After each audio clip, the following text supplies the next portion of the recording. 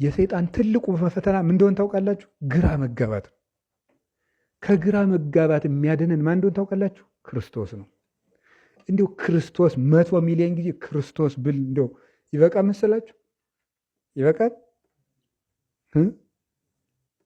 እኔ ንገራችሁ በቃ በጤነኛነታችሁን ጊዜ በታመማችሁን ጊዜ ጥሩ ሰው ስትሆኑም ሌላው ቀርቶ ስትበላሹም ቢሆን ክርስቶስን ውደዱት። ሲሆን አትበላሹ ማለት በጀልንበት ቀን ራሱ እሱን መውደድ አለብን። ምንድነው? ውስተ አራቴ ውስተ መለያሌ ውስተ ለያሌ ብሎ ምንድን ነው የሚለው? ሐሰስክዎ ዘአፍቀረት ነፍሴ። አዎ መለያሌ ሳይሆን ለያሌ ነው። ውስተ አራቴ ውስተ ለያሌ ምንድን ነው? ሌሊት በመኝታ የሳለው ነፍሴ የወደደችውን ምን አልኩት ነው? አሰብኩት። እስኪ በሉ ሌሊት በሉ። በመኝታ የሳለው ነፍሴ የወደደችውን ምን አልኩት ነው?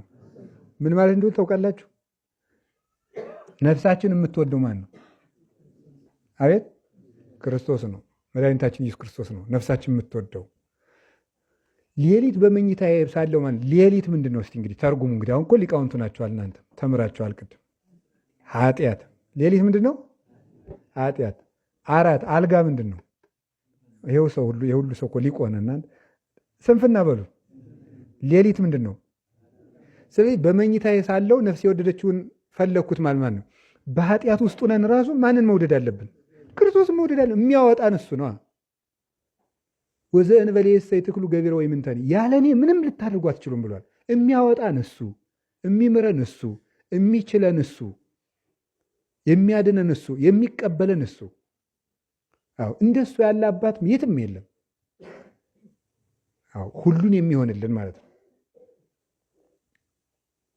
እና ሰሎሞን በመክብቡ ጥዑም ብርሃን፣ እንዲሁ ብርሃን ይጣፍጣል ብሏል። እኔ ክርስቶስ ነው የሚጣፍጠው ብርሃን ያለው፣ የሚጣፍጠው ብርሃን ክርስቶስ ነው። አይጣፍጥም? ከክርስቶስ በላይ ደስታ ምን አለ? ደስታ እሱ ነው በእውነቱ። እንኳን እኛ አዝነው የማያውቁት መላእክት ሁሉ እንዴት ደስ እንዳላቸው አላያችኋቸውም? እንደ የልደት ዕለት እንዴት ደስ እንዳላቸው ራሱ እንዲሁ እነሱ አሁን አራባቸው አልጠማቸው፣ ግን የደስተኞች ደስታቸው እንኳን እሱ ነው። ለሊሁ ተድላሆሙ ለሊሁ ፍስሐሆሙ ለሊሁ ዓለሞሙ፣ ደስታቸው እሱ ነው፣ አገራቸው እሱ ነው። መልአኩ ራሱ እንዲሁ ድሮ የሚያውቀው ጌታ እኮ ነው። ቢወለድ ደስ ብሎት እንኳን ደስ ያላችሁ አብየ ዜና እዜኑ ለክሙ፣ መልካም ዜና ልነግራችሁ ነው። ዘይከውን ትፍሲተ ለክሙ ለኩሉ ዓለም፣ ለዓለሙና ለእናንተ ደስታ የሚሆን ዛሬ ትልቅ ዜና አለኝ፣ እሱም ክርስቶስ ተወልዶላችኋል አለ እና ጌታችን ኢየሱስ ክርስቶስ የዓለም ሁሉ ደስታ ነው። በክርስቶስ ደስ ይበላችሁ።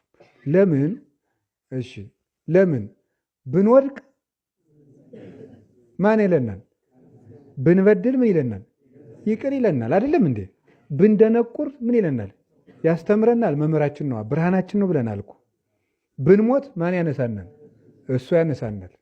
ስለዚህ ጌታችን ኢየሱስ ክርስቶስ ብርሃናችን ነው።